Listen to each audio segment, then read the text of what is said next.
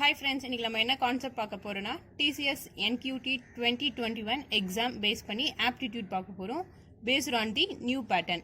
So இந்த video யாருக்கு யூஸ்ஃபுல்லாக இருக்கும்னு பார்த்தீங்கன்னா TCS NQT எக்ஸாமுக்கு ப்ரிப்பேர் பண்ணுற ஸ்டூடெண்ட்ஸுக்கு ரொம்ப யூஸ்ஃபுல்லாக இருக்கும்.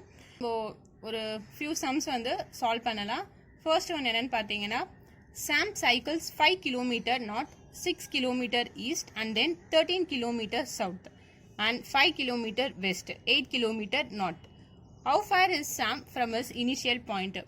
ஸோ சாம் என்ற பாய் என்ன பண்ணுறாங்கன்னா சைக்கிளிங் பண்ணுறாங்க. அவங்க வந்து ஒரு இனிஷியல் பாயிண்ட்லேருந்து எல்லா டைரக்ஷனும் சுற்றிட்டு கடைசியாக வந்து ஒரு எண்ணில் ஸ்டாப் பண்ணுறாங்க. ஸோ அந்த இனிஷியல் பாயிண்ட்டுக்கும் அந்த எண்டிங் பாயிண்ட்டுக்கும் உள்ள டிஸ்டன்ஸ் எவ்வளவு அதை இப்போ வந்து ஃபைண்ட் பண்ணணும்.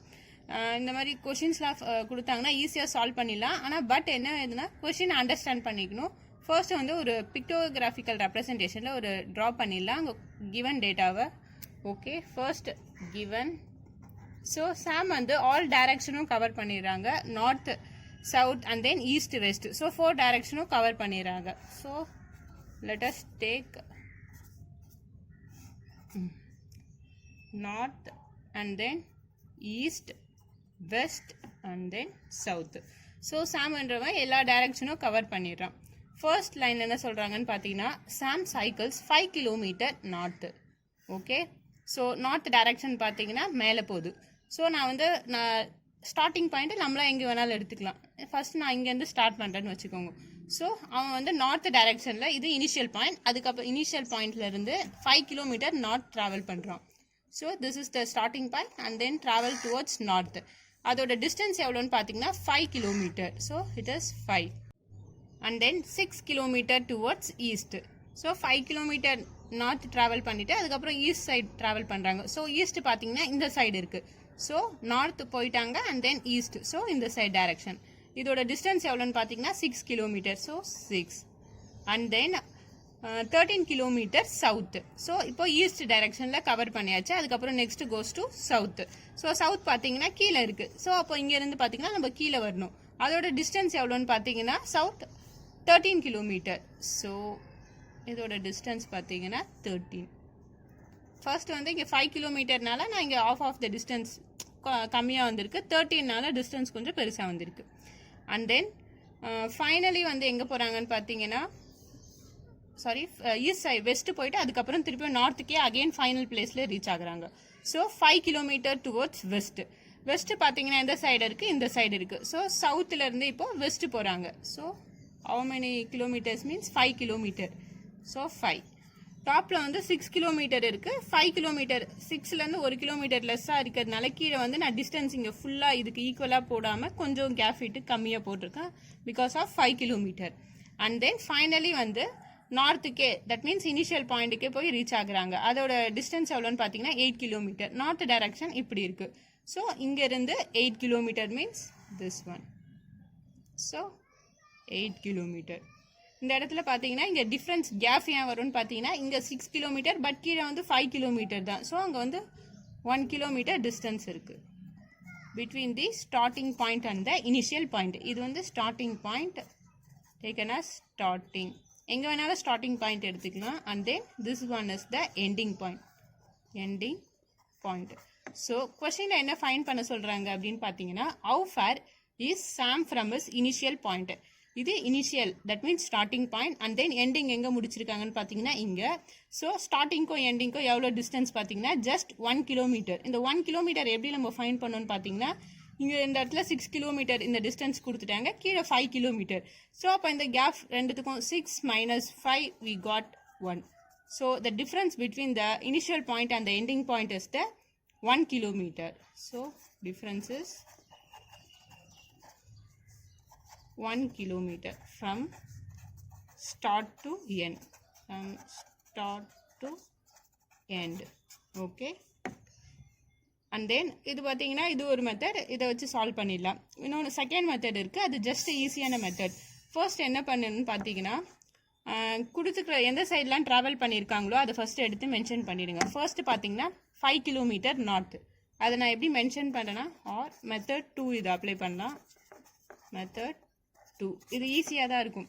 ஃபர்ஸ்ட் என்ன பண்ணணும் அப்படின்னு பார்த்தீங்கன்னா 5 கிலோமீட்டர் நார்த். அதை நான் எப்படி ரெப்ரசென்ட் பண்ணுறேன்னா 5 அண்ட் தென் நார்த்னால நான் n அப்படின்ட்டு யூஸ் பண்ணியிருக்கேன்.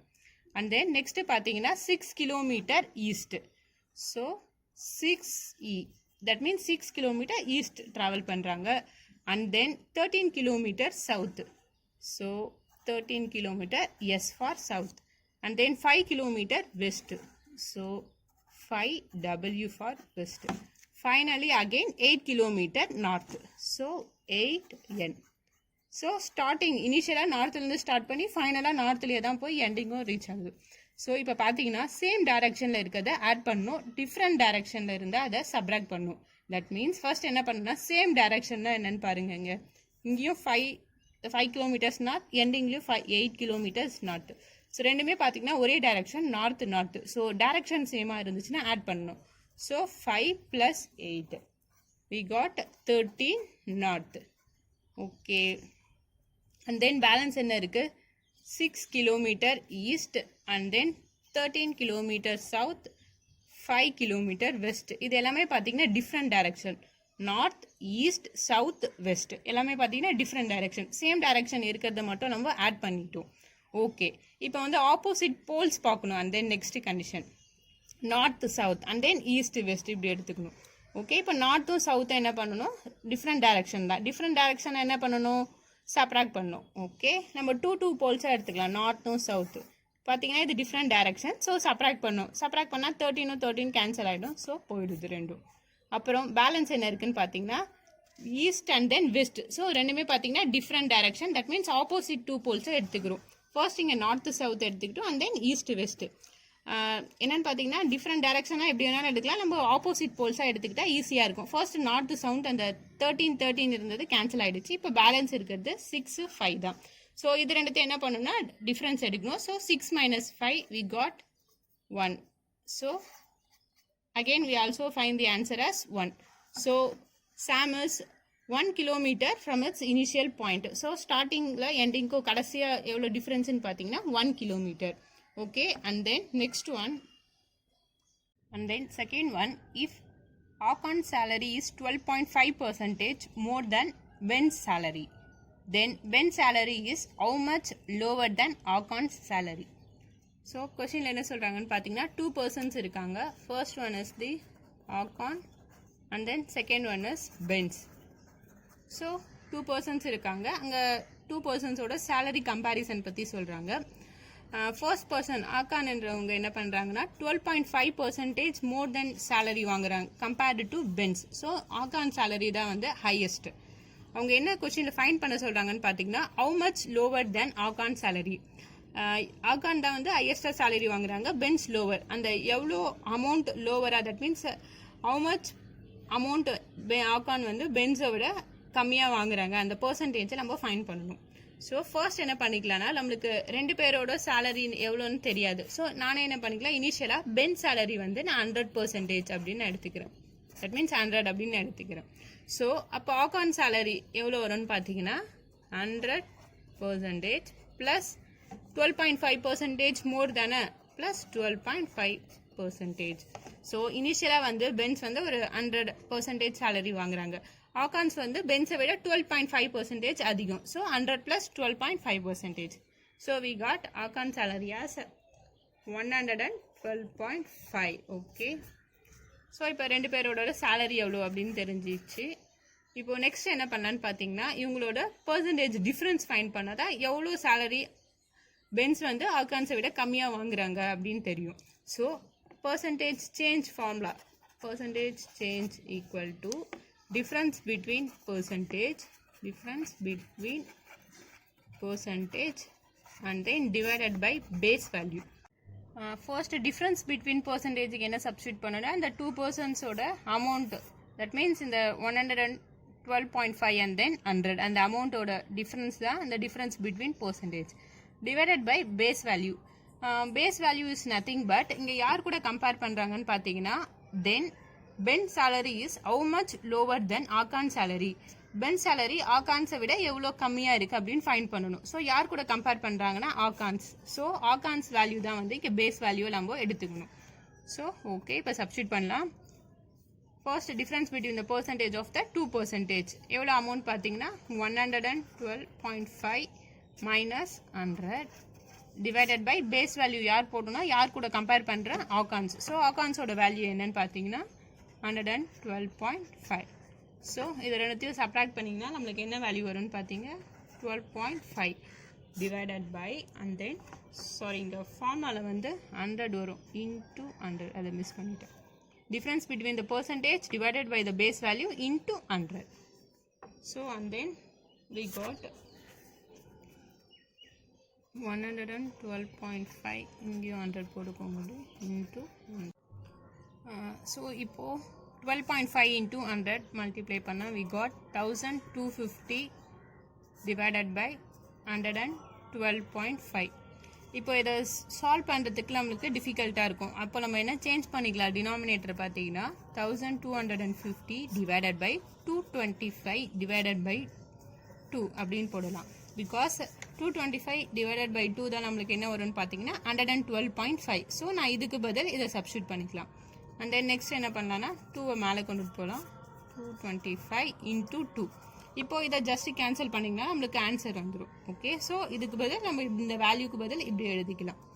So we are cancelling in 5 table. We God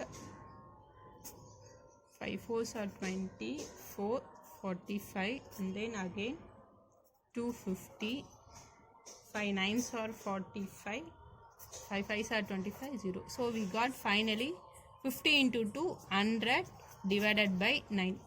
So we got 11.11%. So finally Ben's salary is 11.11% lower than Akan's salary.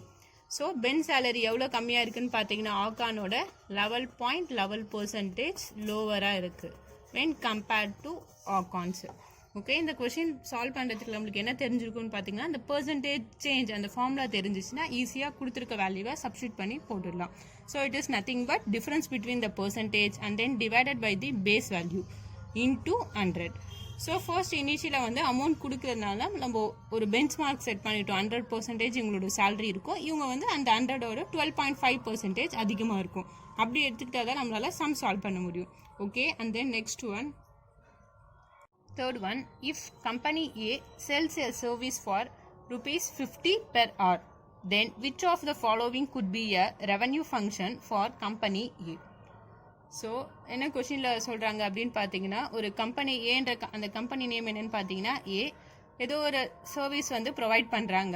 அந்த சர்வீஸ்க்கு சார்ஜ் பார்த்தீங்கன்னா 50 per hourக்கு, தட் மீன்ஸ் 1 hourக்கு 50 rupees வாங்கிக்கிறாங்க. Then which of the following could be a revenue function for company A. So அந்த கம்பெனியோட ரெவன்யூவை எப்படி நம்ம function wise denote பண்ணலாம் அப்படின்ட்டு கேட்குறாங்க. மோஸ்ட்லி வந்து இந்த பீப்புள் இந்த கொஷினை பார்த்தோன்னே என்ன திங்க் பண்ணுவோம் அப்படின்னு பார்த்தீங்கன்னா இது டஃப்பாக இருக்கும். பட் இது வந்து சிம்பிளஸ்ட்டாக இருக்கும் சால்வ் பண்ணுறதுக்கு. But we have to know about revenue. Okay, we have to find the function of the revenue. So ரெவன்யூக்கு ஃபார்முலா என்ன அப்படின்னு பார்த்தீங்கன்னா நார்மலாக வந்து ஒரு கம்பெனிக்கு ரெவன்யூ எப்படி கால்குலேட் பண்ணுவாங்க அப்படின்னு பார்த்தீங்கன்னா number of products into selling price of the product. Okay, for example ஒரு எக்ஸாம்பிளுக்கு நான் ஒரு பென் அப்படின்னு எடுத்துக்கிட்டேன்னு வச்சிங்கன்னா ஒரு 10 பென் வந்து நான் சேல்ஸ் பண்ணுறேன். ஸோ நம்பர் ஆஃப் ப்ராடக்ட்ஸ் பார்த்தீங்கன்னா 10 and then into selling price of the product. ஒரு பென்னோட சார்ஜ் ருபீஸ் எவ்வளோன்னு பார்த்தீங்கன்னா 10 rupeesக்கு நான் விற்கிறேன். So into 10 we got 100. So அந்த கம்பெனிக்கு ரெவன்யூ ஒன்று அந்த 10 பென்ஸை சேல்ஸ் பண்ணால் எவ்வளோ ரெவன்யூன்னு பார்த்தீங்கன்னா 100 rupees. இப்படி தான் வந்து நார்மலாக ரெவன்யூ கால்குலேட் பண்ணணும். ஸோ இந்த கொஷின்ஸில் பார்த்தீங்கன்னா எப்படி ரெவன்யூ கால்குலேட் பண்ணணும்னா ரெவன்யூ ஈக்குவல் டு இந்த இடத்துல பார்த்தீங்கன்னா நம்பர் ஆஃப் ப்ராடக்ட்ஸ் அப்படின்ட்டு சொல்ல முடியாது. Because the company a sells a service அப்படின்னு சொல்லியிருக்காங்க. அந்த இடத்துல ப்ராடக்ட்டோ எதை பற்றியும் மென்ஷன் பண்ணலை. ஸோ அப்போ நம்ம என்ன பண்ணணும்னு பார்த்தீங்கன்னா sells a service for rupees 50 per hour. So cost சொல்லிட்டாங்க, செல்லிங் ப்ரைஸ் வந்து 50. So selling price is nothing but the cost per hour அப்படின்னு கொடுத்துட்டாங்க. அது எவ்வளோன்னு பார்த்தீங்கன்னா 50 per hour. அதை மென்ஷன் பண்ணிட்டாங்க. இந்த இடத்துல சர்வீஸ் அப்படின்னு சொல்கிறதுனால நம்பர் ஆஃப் ஹார்ஸ் அதை நம்ம கன்சிடர் பண்ணணும்.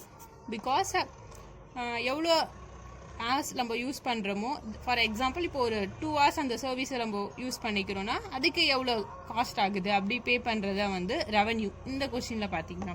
பட் நார்மலாக வந்து products and then selling price of the product. இந்த இடத்துல பார்த்தீங்கன்னா நம்ம அந்த சர்வீஸை எவ்வளோ ஹவர்ஸ் நம்ம அதை யூஸ் பண்ணுறோமோ அதுக்கு ஏற்ற மாதிரி நம்ம காஸ்ட்டை பே பண்ணணும். So revenue equal to number of hours into cost per hour. கொஸ்டின்லேயே கொடுத்துட்டாங்க காஸ்ட் எவ்வளோன்ட்டு 50 per hour. 1 ஹவருக்கு 50 rupees சார்ஜ் பண்ணுறாங்க.